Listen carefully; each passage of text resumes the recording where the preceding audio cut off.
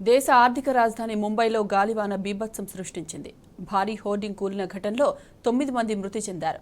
మరో 70 మందికి పైగా గాయపడ్డారు. ముంబైలోని పలు ప్రాంతాల్లో గాలివానతో కూడిన వర్ష బీభత్సం సృష్టించింది.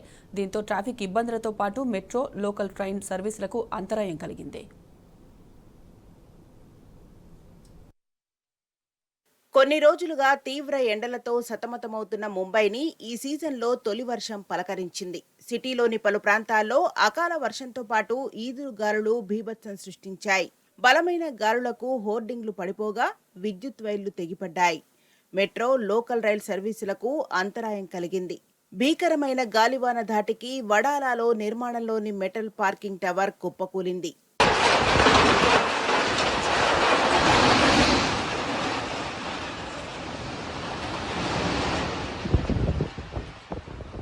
దాదర్, కుర్లా, మాహిం, ఘాట్ కోపర్, ములుండ్, విక్రోలితో పాటు దక్షిణ ముంబైలోని కొన్ని ప్రాంతాల్లో సోమవారం సాయంత్రం తేలికపాటి వర్షంతో పాటు బలమైన గాలులు వీచాయి.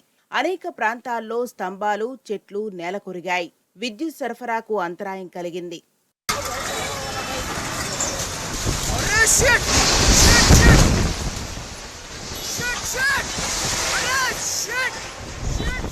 గాలివానకు 7 అంతస్తుల భవనంపై ఏర్పాటు చేసిన బిల్ బోర్డు కూలిపోయింది. 100 అడుగుల బిల్ బోర్డు కుప్పకూలిపోవడంతో 9 మంది మృతి చెందగా 70 మంది తీవ్రంగా గాయపడ్డారు. సీఎం ఏక్నాథ్ షిండే ఘటనా స్థలానికి చేరుకుని సహాయక చర్యలను పర్యవేక్షించారు. మృతుల కుటుంబాలకు 5 లక్షల రూపాయల నష్టపరిహారాన్ని ప్రకటించారు.